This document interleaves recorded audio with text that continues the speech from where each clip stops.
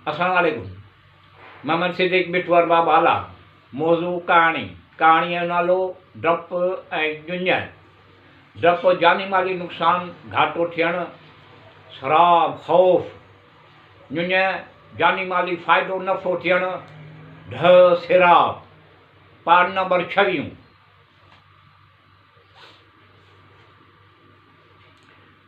हज़रत यूसुफ अलैहिस्सलाम जन खे निहायत थोरी क़ीमत ते खपाए छॾियूं। ईअं थियो, सिर्फ़ु 18 दरहम में खपायो। हज़रत यूसुफ अलैहिस्सलाम जिन जी क़दुरु कोन कयूं। ईअं ई थियो। काफ़िले वारा मिस्र पहुची विया।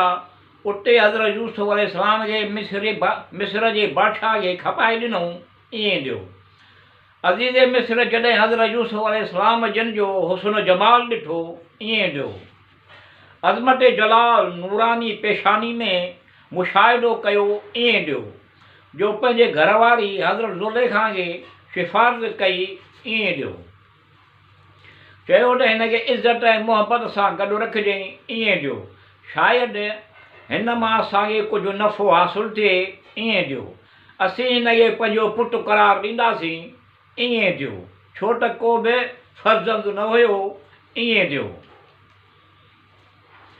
पोइ त ॿिन्ही हज़रत यूसुफ अलैहिस्सलाम जिन खे इज़त ऐं मुहबत सां उन जी तरबियत कई। ईअं थियो। हज़रत यूसुफ अलैहिस्सलाम जॾहिं बालिग़ थियो त अज़ीज़ जी ज़ाल ज़ुलेखा आशिक़ थी पई। ईअं थियो। जेका बि औरत हज़रत यूसुफ अलैहिस्सलाम जिन खे ॾिसंदी हुई, उन जे इश्क़ में बेताब थी वेंदी हुई। ईअं थियो।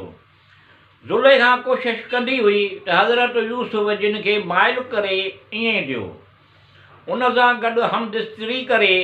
हिकिड़े ॾींहुं ईअं थियो, ज़ुलेखा दरवाज़नि खे बंदि कयो ऐं चयो, जल्द अचु, मुंहिंजो मक़सदु पूरो करियो। ईअं थियो। हज़रत यूसुफ अलैहिस्सलाम चयो, हिन अमल कबीह खां ख़ुदा जी पनाह घुरां थो। ईअं थियो। जंहिंजे लाइ तूं मूंखे आमादा थी करीं, तुंहिंजे मुड़ुसु अज़ीज़ मुंहिंजी इज़त अहिड़ी मुहबत सां तरबियत कई आहे। ईअं थियो।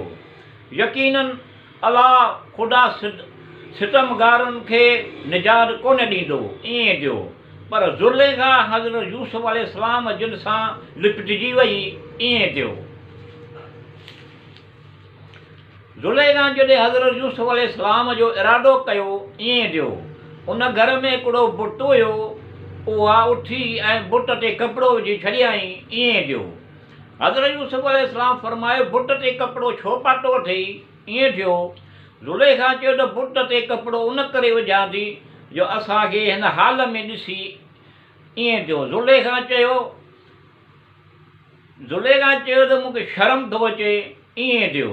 हज़रत यूसुफ चयो, बुट खां शर्म थो अचई, जेको नथो ॾिसे नथो ॿुधे। ईअं थियो। ऐं आऊं उन परवरदिगार खां शर्म न करियां जो ज़ाहिर में पोशीदा आहे पर मुतला आहे। ईअं थियो। हज़रत यूसुफ भॻो। ज़ुलेखा उन जे पुठियां दौड़ी। ईअं थियो। उन ई महिल अज़ीज़ घर जे दरवाज़े मां दाख़िलु थियो। ज़ुलेखा अज़ीज़ खे चयो, हिन शख़्स जी सज़ा कहिड़ी आहे जो तुंहिंजे घरवारीअ सां बदीअ जो इरादो करे। ईअं थियो। सवाइ उन जे जो हिन खे ज़िंदान में मोकिली या दर्दनाक अज़ाब में मुब्तला करी। ईअं थियो।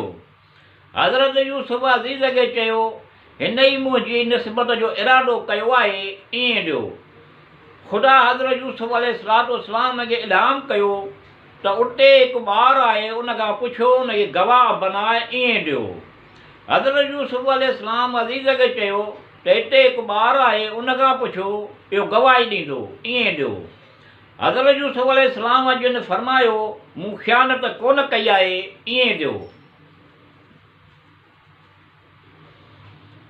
अज़ीज़ उन ॿार खां सुवाल कयो। उन ॿार चयो। ईअं थियो। हज़रत यूसुफ खे पहिराण पियो आहे। उहो पहिरान उन जे अॻियां फाटल हूंदो त ज़ुलेखा सच चवे थी, सची आहे। हज़रत यूसुफ कूड़ो आहे। ईअं थियो। अगरि हज़रत यूसुफ अलैहिस्सलाम जो पहिरान उन जे पुठियां फाटल आहे त ज़ुलेखा कूड़ी आहे, हज़रत यूसुफ अलैहिस्सलाम सचो आहे ईअं ॾियो। अज़ीज़, हज़रत यूसुफ अलैहिस्सलाम खे पातल पहिरां ॾिठो त इहो पुठियां फाटल हो, ईअं ॾियो। ज़ुलैखा खे चयाईं तूं मकर थी करीं ऐं चयो त तूं ख़ताकारनि मां आहीं, तौबा कर, ईअं ॾियो।